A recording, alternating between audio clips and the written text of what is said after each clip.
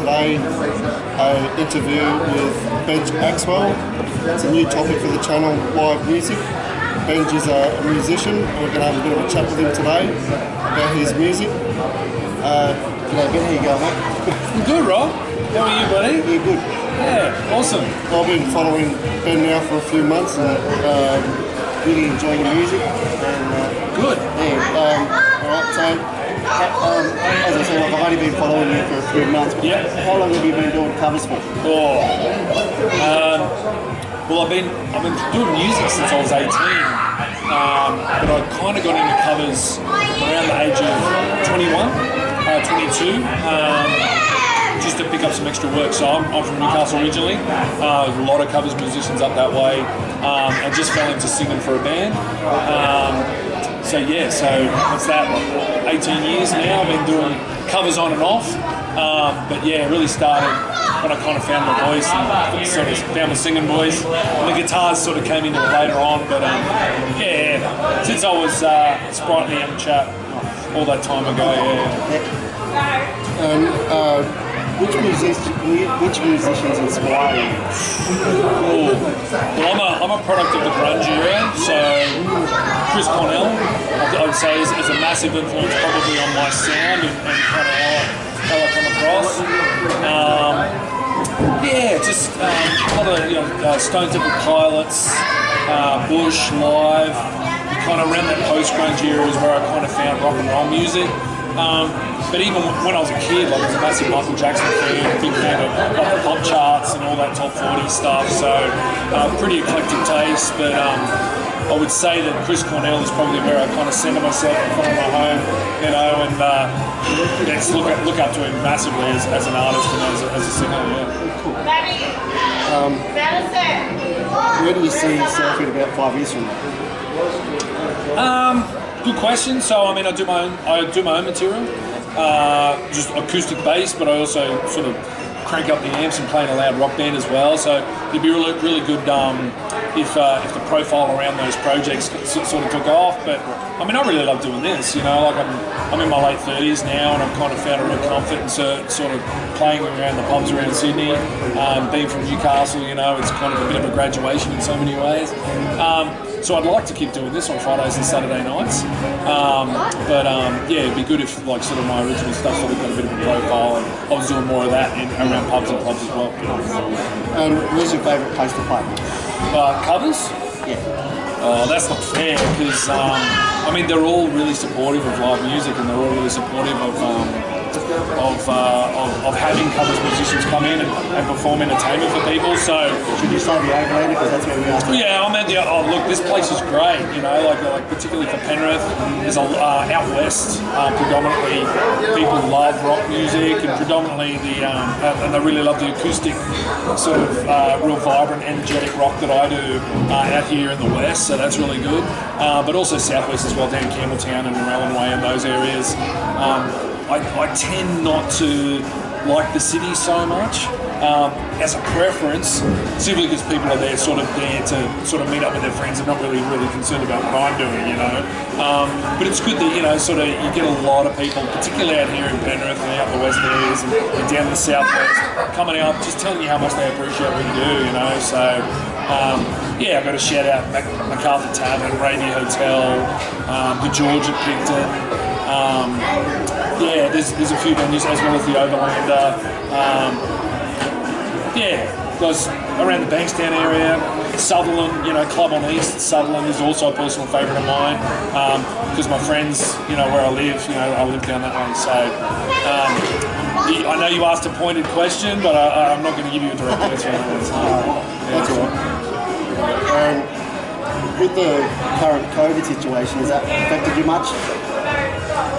In terms of gigs, it affected us massively. Obviously, overnight, back in March 2020, the legs kind of got cut out from under the whole industry, right? So, couldn't play pubs and clubs. So just sort of tended to stay at home and work on my own material. I was in the studio a lot. So just really trying to take a positive out of that negative situation. But what's really great is that the pubs where they could come back on in a limited capacity, those venues were fantastic. And that came back in around August, September of last year.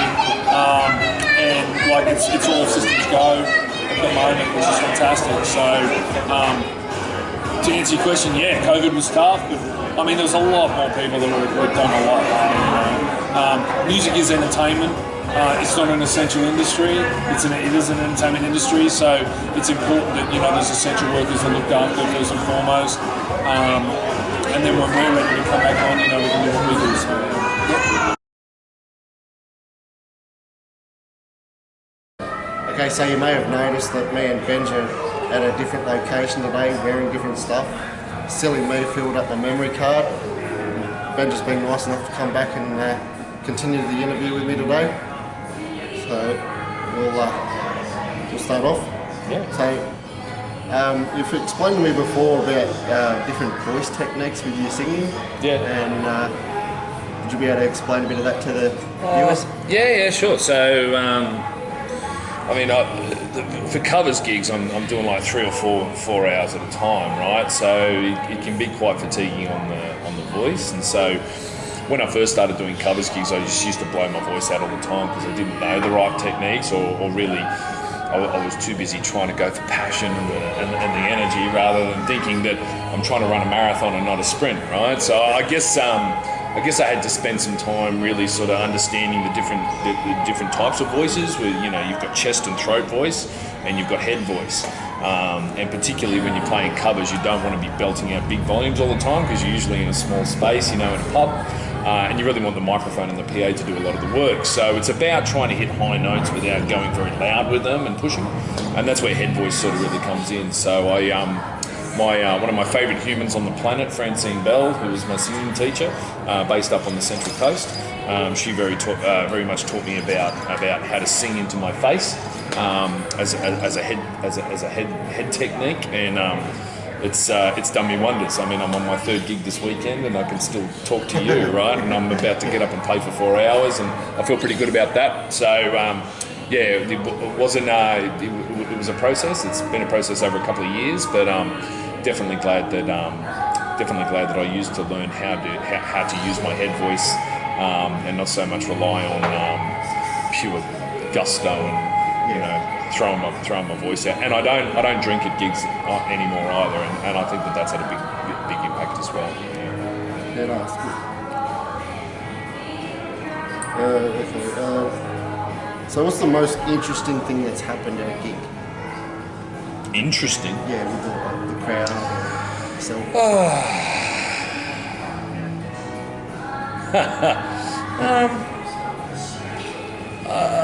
I don't know. Most people are usually really good. I like playing gigs out west and southwest, because it's real people. There's no pretenders out west.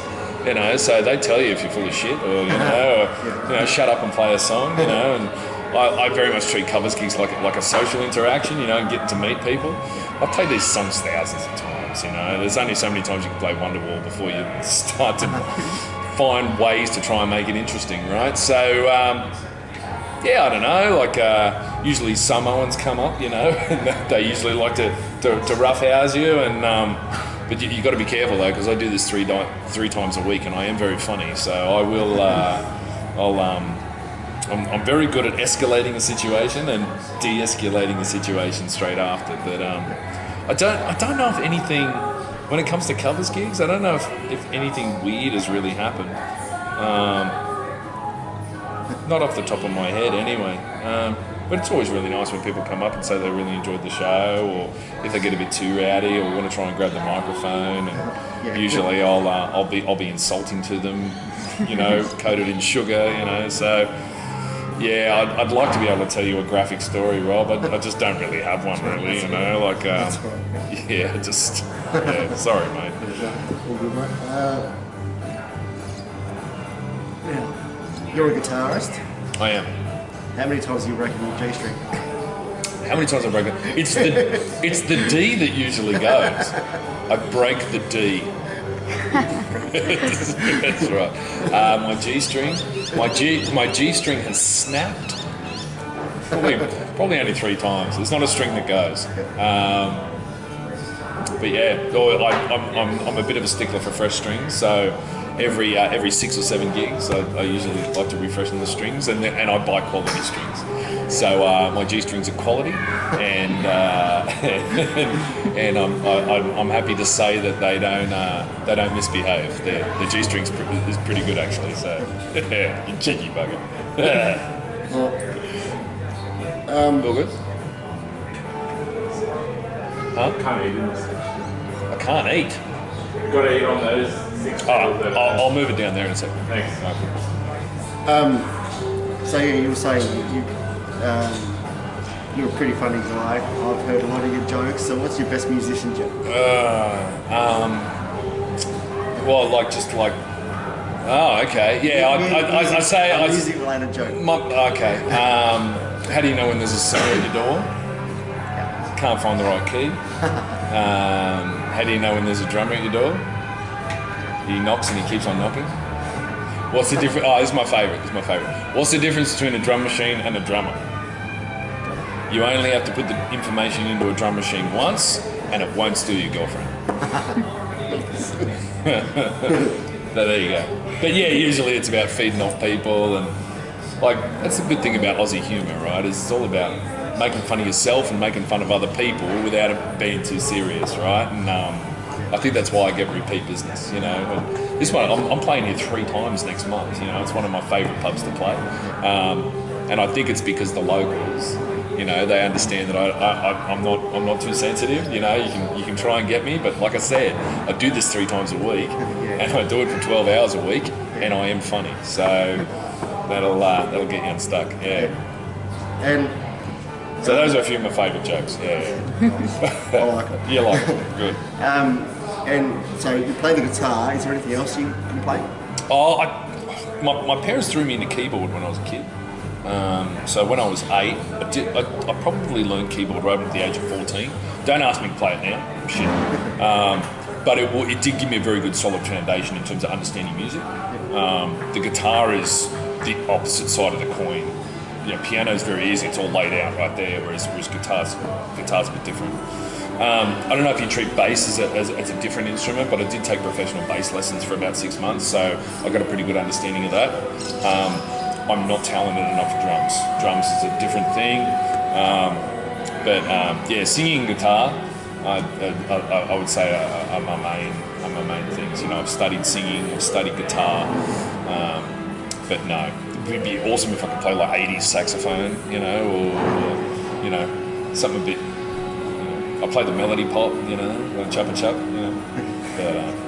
But that's pretty much it, and that's good enough for me actually. I'm happy with that. So, if anyone wants to come see you play, where can they look for your gigs? Yeah, so I mean, I'm on Facebook, so I've got a website, so benjaxwel.com.